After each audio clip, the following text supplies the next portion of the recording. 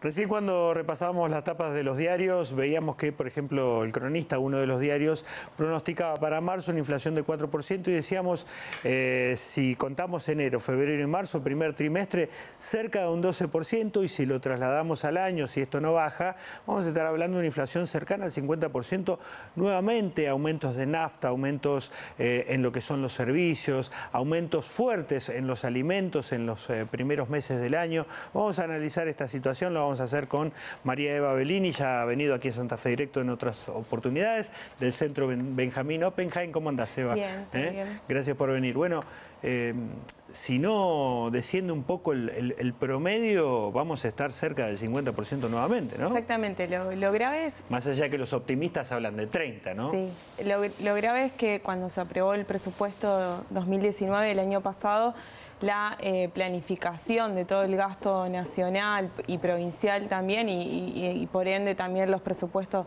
de cada uno de los municipios y comunas de la provincia se plantearon sobre los indicadores macro nacionales. En esto era una inflación promedio del 34% en todo el año y una inflación a diciembre del 24%. Por lo tanto, digamos, va a quedar bastante desfasado una vez más lo que es lo presupuestario y la planificación con lo que sucede realmente termina pasando en la economía del país. Digo, es un pronóstico que no se hizo hace tanto tiempo, ¿no? Tampoco. No, fue en septiembre, octubre, previo también, luego de la gran corrida en el mes de agosto, ¿no? Y después de que se toma la política monetaria macroeconómica de la nula emisión de moneda, ¿no? Un crecimiento de la base monetaria cero que se volvió a rectificar esta semana con la previsibilidad para todo el mes de una tasa de interés del 64% que va a mantenerse en el mes de abril, es lo que aseguró el Banco Central. De esta forma justamente es para prevenir nuevas corridas, ¿no? Y que asegurarle, en función del anuncio anterior del Banco Central de la semana pasada, de la posibilidad de que los bancos todos sus depósitos lo pongan en las LECIT, es para que la diferencia entre el 60-70% de tasa que paga el Banco Central tenga un impacto en los plazos fijos, que hoy eso ya se vino dando. Lo que pasa, la problemática de esto es que es un sector, que es el sector financiero, que produce riqueza de una determinada manera, ¿no? Que es a través de la especulación financiera. Tiene un grave impacto en lo que es la economía real, donde vivimos el 99,9% de las personas y los argentinos y argentinas. Los que no entienden qué pasa en el sector financiero, ¿no? Sí, en realidad el sector financiero se ha inventado, ¿no? Y en su momento, y el rol que ocupaba en la economía era justamente para los que tenían excedente en base a la producción real, o que producían bienes y servicios, ese excedente poder depositarlo y al que le faltaba ese dinero para poder invertir y poder producir, el banco cumplía esa función de intermediario, ¿no? Y ganaba en función de la tasa de interés que le cobra uno, y la otra es la rentabilidad de los bancos. Ahora, ¿no parece un contrasentido? Pues se dio el año pasado y se viene dando este año nuevamente, ¿no? Se habla de bajar la inflación, se habla de que se frenen los aumentos, se le habla a los empresarios, pero digo, los aumentos en los combustibles, los aumentos en los servicios como el gas, como la electricidad, terminan repercutiendo en la suba de alimentos, ¿no? Y sí, porque lo que se hace es modificar justamente los precios relativos base para una economía, que son el tipo de cambio, ¿no? Eso ha venido una devaluación de ya llevamos más de casi el 200% desde que asumió el gobierno de Cambiemos. Los precios de las tarifas, que influyen en la estructura de costos de todos los sectores productivos y de las mismas familias, ¿no? Hoy la disposición de nuestros ingresos al pago de tarifas es mucho mayor, ¿no? Antes estábamos en un 6, un 10%, hoy ya llega casi el 30% de los ingresos, ¿no? Entonces mi disponibilidad a consumir otras cosas está atada a la función de los incrementos de este tipo de costos, ¿no? Y después los otros precios es también el precio de los servicios públicos, el resto que también ha modificado y se ha modificado a nivel nacional y a nivel provincial también. Sí, aparte digo, aumentos de impuestos, de servicios que todavía no hemos visto o no han impactado, ¿no? Estamos hablando de números altos de inflación que se marcan todos los meses sin que el grueso quizás de los aumentos haya llegado, ¿no? Sí, lo que pasa es que acá hay un error, desde mi punto de vista, de nuestro punto de vista del CEDEP, de error de diagnóstico, ¿no? La inflación no es una causa estrictamente monetaria en función de la emisión de dinero. Nosotros vemos que hace meses que el Banco Central no emite dinero, ¿no? Que se enfrió la economía. Exactamente, y sin embargo la inflación sigue creciendo. ¿Por qué? Porque los problemas de la inflación, sobre todo en economías como en Argentina, son multicausal. Están relacionadas no solo a la emisión de dinero, sino también a la estructura productiva que tiene ese país, ¿no? Los grupos concentrados. La determinación de precios no es en el equilibrio de la oferta y la demanda, donde se encuentra y la mano invisible. Eso no existe, digamos. Los precios se determinan de otra forma, ¿no? Mediante también una puja distributiva entre qué proporción de la torta se quedan los salarios y el capital. En eso genera el precio es eso, ¿no? ¿Quién se apropia de ese excedente?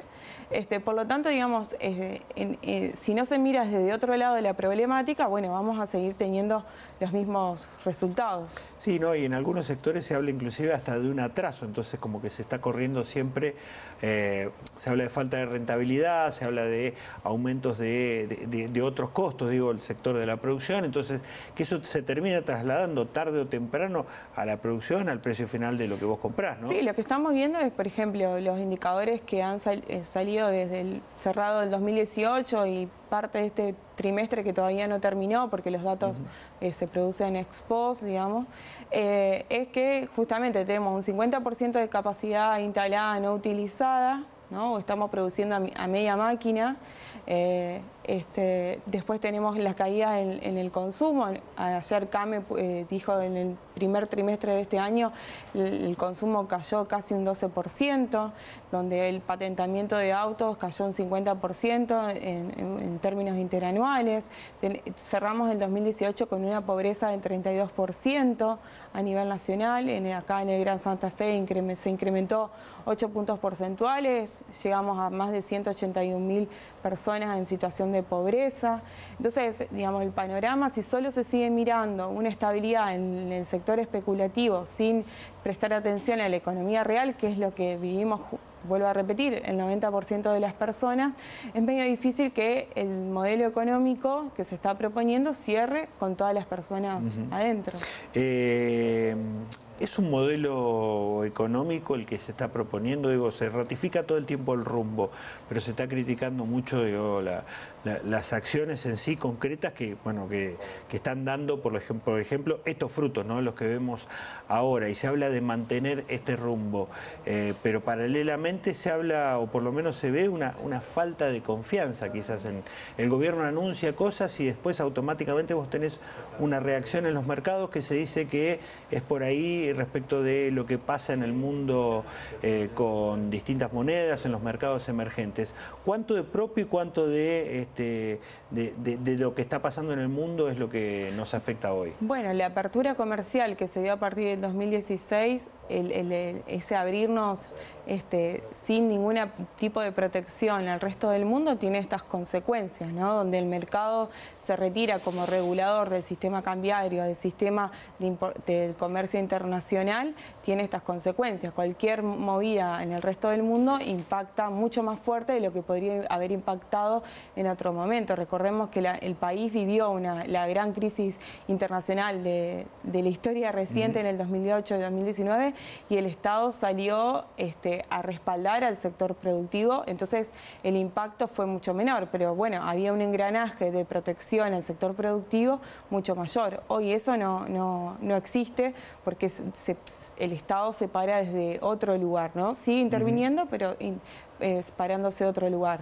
Y esto de ir y venir en función de las medidas y no generar credibilidad está más dado por también las cuentas públicas. Cuando hablamos de la necesidad de que el sector exportador ingresen esos dólares, o estamos pendientes, volviendo a pedirle al Fondo Monetario que por favor nos habilite a generar, hacer transferencias a los sectores más vulnerables de la población, como fue el incremento de la asignación universal por hijo, o también a partir del 14 de abril, la venta diaria de dólares de 60 millones diarios, es porque justamente no hay una credibilidad, y eso lo demuestran las cuentas nacionales. Por ahí el resto de la población, como no tiene la obligación de, o sea, uno elige a sus representantes y confía en ese sentido, y no tiene la obligación de andar mirando todo el tiempo, pero eso lo ven los grandes sectores económicos, y por eso no hay credibilidad. Hoy la Argentina no está generando dólares genuinos, que es el respaldo de cualquier estructura monetaria y financiera, ¿no? Se generan a través del endeudamiento. Bueno, veremos cómo sigue el tema, pero lo que está claro es que genera preocupación y que genera angustia en la población este ritmo, ¿no?, de aumento de precios y estas corridas cambiarias, esta volatilidad que hay todos los días, que estamos todo el tiempo pendientes de la pantallita y de ver si sube o si baja, ¿no? Sí, que tiene su impacto, vuelvo a decir, en la economía real, en más pobreza, en más desempleo y más fábricas cerradas. Eva, gracias por venir a Santa Fe Directo.